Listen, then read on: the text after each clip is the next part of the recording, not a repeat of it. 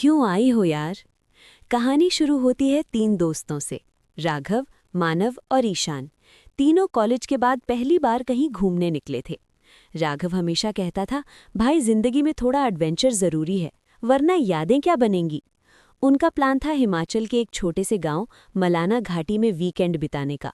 वो जगह बहुत कम लोग जानते थे। इंटरनेट पर भी बस 2-3 फोटोज मिली थीं। एक झील, घने देवदार के पेड़ और उनके बीच एक पुराना सरियाना गेस्ट हाउस। रात के 8 बजे जब उनकी गाड़ी उस घाटी की सड़क पर पहुंची, हवा में हल्की ठंडक थी। आसमान बादलों से घिरा हुआ था। पहाड़ी रास्ते पर एक पुरानी सफ़ेद एसयूवी धीरे धीरे ऊपर चढ़ रही थी। हेडलाइट की रोशनी कोहरे को चीरते हुए मुश्किल से कुछ फीट तक ही दिख रही थी। सड़क संकरी थी, एक तरफ घाई, दूसरी तरफ घना जंगल। गाड़ी के अंदर 3 दोस्त थे। राघव ड्राइव कर रहा था, उसकी आंखें सड़क पर टिकी हुई थी, लेकिन चेहरा थका हुआ लग रहा था। मानव पीछे बैठा था, खिड़की से बाहर झांकते हुए पेड़ों की काली परछाइयां देख रहा था। ईशान ने अपने फ़ोन की टॉर्च ऑन कर रखी थी, क्योंकि बाहर का कोहरा इतना गाढ़ा था कि हेडलाइट भी बेअसर लग रही थी। भाई, ये सही में रास्ता है ना? ईशान ने थके स्वर में पूछा। राघव ने बिना नज़र हटाए जवाब दिया, डर गया क्या? गूगल मैप तो यही दिखा रहा है, बस थोड़ा और ऊपर। मानव हल्का सा हंसा, कहीं ये गूगल मैप हमें ऊपर से सीधा नीचे घाटी में ना गिरा दे। गाड़ी आगे बढ़ी और धीरे धीरे कोहरा और घना होता गया। रास्ता अब कंकरीला था। टायरों के नीचे छोटे छोटे पत्थर चरमराते हुए आवाज कर रहे थे। पेड़ों की डाड़ियां हवा में झूलती और कभी कभी गाड़ी के शीशे से टकराती।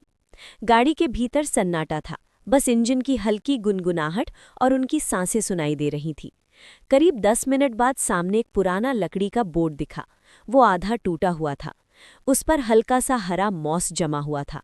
बोर्ड पर लिखा था, Sariyana guest house, welcome to peace. लेकिन पीस शब्द पर किसी ने गाढ़े लाल रंग से क्रॉस का निशान बना दिया। राघव ने धीरे से कहा, लगता है यही है। ईशान ने माथे पर शिकन डाली, अरे भाई, ये पीस तो किसी ने पीसेस बना दिया है। मानव ने हंसने की कोशिश की, पर उसके चेहरे से झलक रहा था कि वो सहज नहीं है। राघव ने गाड़ी अंदर मोड़ दी। गेस्ट हाउस तक पहुंचने वाला रास्ता कीचड़ और जड़ों से भरा हुआ था। दोनों ओर ऊंचे देवदार के पेड़ थे, जिनके बीच से हल्की धुंध रेंगती हुई नीचे उतर रही थी। कभी कभी हवा चलती तो पेड़ों की डालियां एक दूसरे से टकराती और ऐसा लगता मानो कोई फुसफुसा रहा हो। कुछ ही देर में गाड़ी एक पुराने भवन के सामने रुकी। वो 3 मंजिला, पत्थर का बना था। ऊपर की दीवारों से बेलें लिपटी हुई थी और खिड़कियों के शीशे आधे टूटे हुए। मुख्य दरवाज़ा लकड़ी का था, गहरा भूरा, जिस पर पुराने ज़माने की लोहे की चौखट लगी हुई थी। ये तो किसी भूतिया फिल्म का सेट लग रहा है, मानव ने धीमे से कहा। राघव ने हल्की हंसी में जवाब दिया, भाई डर मत, आज तो बस यहीं ठहरना पड़ेगा। गाड़ी से उतरते ही उन्हें ठंडी हवा का झोंका लगा। रात के 8:30 बजे थे। आसमान में चांद बादलों में छिपा हुआ था और चारों तरफ एक ऐसी शांति थी जिसमें हर आवाज़ गूंज जाती थी। राघव ने दरवाजे पर दस्तक दी। अंदर से कोई हलचल हुई। दरवाज़ा धीरे धीरे खुला और सामने आया एक बूढ़ा चौकीदार। उसके बाल सफ़ेद थे, आंखें धसी हुईं और चेहरे पर एक गहरी झुर्रियों की लकीर। वो बिना कुछ बोले कुछ सेकंड तक तीनों को घूरता रहा, फिर भारी आवाज में बोला, 3 कमरे खाली हैं, मगर ऊपर वाला मत लेना। राघव ने मुस्कुराते हुए पूछा, क्यों बाबा, ऊपर क्या है, भूत है क्या?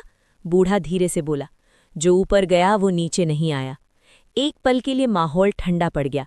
ईशान ने घबरा कर कहा, हम नीचे ही ले लेते हैं।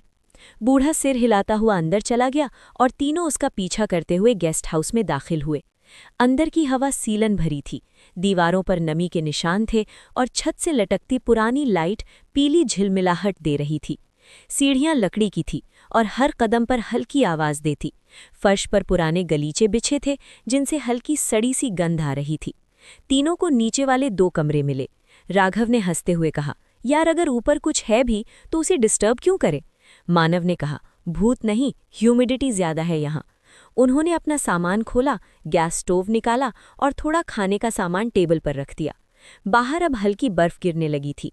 खिड़की के बाहर सफ़ेद परतें जमने लगी और हवा के साथ झोंके अंदर तक महसूस हो रहे थे, जो सीधे हड्डियों में उतर रही थी। रात करीब 10 बजे तीनों ने आग जलाई। गेस्ट हाउस का मुख्य हॉल बड़ा था। बीच में फायरप्लेस, दीवारों पर पुराने शिकार के चित्र और एक टूटी घड़ी। आग की लपकें लकड़ी को खा रही थीं और उसकी चमक उनके चेहरों पर पड़कर अजीब छायाएं बना रही थी। मानव ने बियर खोलते हुए कहा, भाई सोचो, अगर सच में ऊपर कुछ हो। राघव मुस्कुराया, होगा भी तो फोटो ले लेंगे, वायरल हो जाएगा वीडियो। तीनों हंसे, लेकिन तभी ऊपर की मंजिल से कोई आवाज आई, जैसे कोई भारी चीज फर्श पर गिरी हो। ठक। तीनों चुप। मानव ने गर्दन उठाई, ये क्या था? ईशान ने डरते हुए कहा, कोई जानवर होगा। लेकिन कुछ पल के बाद वो आवाज फिर आई, इस बार जैसे कोई धीरे धीरे चल रहा हो। राघव ने टॉर्च उठाई, चलो देखते हैं। ईशान ने कहा, पागल है क्या, तुझे याद नहीं उस बूढ़े ने क्या कहा था? लेकिन राघव ऊपर जाने लगा। सीढ़ियां पुरानी थी, हर कदम पर चरमराहट होती, दीवारों पर धूल जमी थी। ऊपर पहुंचकर देखा लंबा गलियारा, 4 दरवाजे और सबसे अंत में एक दरवाजा आधा खुला हुआ। राघव ने धीरे से धक्का दिया। कमरा अंधेरे में डूबा हुआ था। अंदर सिर्फ एक पुरानी लकड़ी की कुर्सी थी जो अपने आप हिल रही थी। झूला सी कुर्सी जो आगे पीछे झूल रही थी, मानो कोई उस पर बैठा हो और अभी अभी उठा हो। तीनों जड़ हो गए। राघव ने टॉर्च की रोशनी कुर्सी पर डाली, लेकिन वहां कुछ नहीं था। फर्श पर बस पुराने पैर के निशान थे, जैसे गीले पैरों से कोई चला हो। मानव ने डरते हुए कहा, राघव चलो तुरंत नीचे चलते हैं। अचानक दरवाजा अपने आप बंद हो गया। ईशान चीखा, राघव! टॉर्च बुझ गई। अंधेरा, बस सांसों की आवाजें। कुछ पल बाद दीवार के पीछे से फुसफुसाहट हुई, क्यों आई हो यार? तीनों ने मुड़कर देखा। कुर्सी अब स्थिर थी, पर उसके पीछे एक परछाई थी, लंबी, टेढ़ी और चेहरे पर बस काला धब्बा जहां आंखें होनी चाहिए थी। राघव ने जोर से दरवाजा धक्का दिया और नीचे भागे। उनके पैरों के नीचे फर्श चरमराया और नीचे पहुंचते ही उन्होंने देखा बूढ़ा चौकीदार अब वहां नहीं था।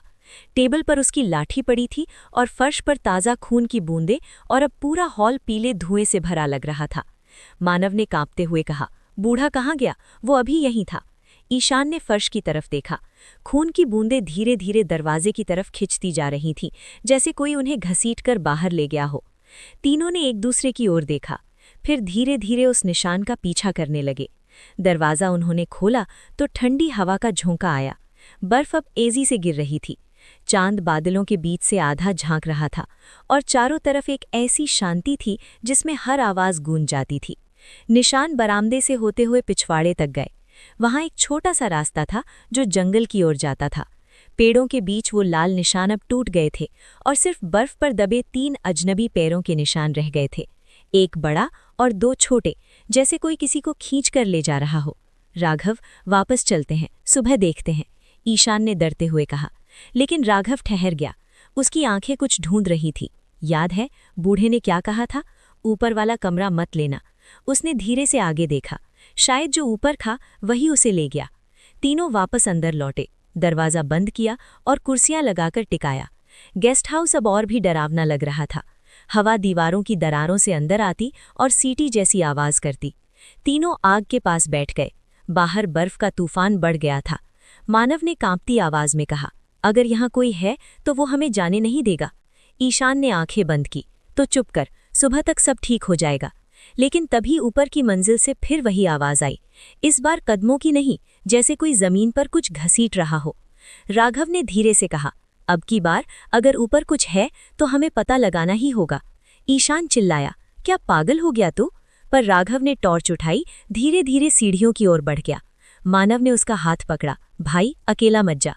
तीनों साथ ऊपर गए। ऊपर अंधेरा था, बस टॉर्च की रोशनी दीवारों पर घूम रही थी। हर दीवार पर अजीब से निशान थे, किसी ने नाखूनों से खरोंचा था। कुछ जगहों पर पुराने खून के धब्बे थे। कमरा अब भी खुला था। वही झूलती कुर्सी बीच में रखी थी, पर इस बार उसके सामने एक आईना था, धुंधला, पुराना, जिसकी सतह पर अंगुलियों के निशान। राघव पास गया। आईने में उसने खुद को देखा, पर उसके पीछे 3 परछाइयां थीं, एक ईशान और दूसरी मानव की, कोई तीसरा। वो झटके से पीछे मुड़ा, पर वहां कोई नहीं था। ईशान और मानव दरवाजे के पास ही थे। क्या हुआ मानव? ने पूछा। राघव बस घूरता रहा, अभी यहाँ कोई था। अचानक कमरे की लाइट टिमटिमाई, दीवारों पर बनी दरारें फैलने लगी, आईना अपने आप कांपने लगा और फिर उसके बीच से एक हाथ निकला, लंबी उंगलियां, सड़ी त्वचा और उसके नाखूनों के नीचे खून जमा था। तीनों चीख पड़े। राघव ने पीछे हटते हुए टॉर्च फेंक दी, जो फर्श पर गिरकर घूमी और रोशनी सीधी दीवार पर पड़ी। वहां अब बूढ़ा चौकीदार खड़ा था। लेकिन उसका चेहरा मानो जला हुआ था। वो बोला नहीं, बस उंगली से नीचे की ओर इशारा किया। फिर धीरे धीरे पीछे हटता गया और अंधेरे में गायब हो गया। तीनों नीचे भागे, दरवाजा खोलने की कोशिश की, पर वो हिला नहीं। मानव ने पूरी ताकत लगाई, फिर भी बंद। ईशान ने पीछे देखा, सीढ़ियों के ऊपर से कोई उतर रहा था, धीरे धीरे, कदम दर कदम। ईशान चिल्लाया, कौन है वहां? और ऊपर से वही आवाज आई, वो जो तुम्हारे साथ है। तीनों ने पीछे मुड़कर देखा, वो इंसान नहीं था, वो वही परछाई थी जो आईने में दिखी थी। चेहरा बिना आंखों के और शरीर जैसे धुएं से बना हो। वो उतरते हुए रुक रुक कर झुकता था, जैसे किसी टूटी हड्डी वाला चल रहा हो। राघव ने पास की लकड़ी उठाई, आग में डुबोकर जलाया और सीढ़ियों की ओर फेंक दिया। लपटें उठी, पर वो परछाई लपटों से नहीं चली, बल्कि और नजदीक आ गई। अब वो फर्श के पास थी और उसका चेहरा साफ दिखा। वो बूढ़ा चौकीदार ही था, लेकिन उसकी आंखों से धुआं निकल रहा था।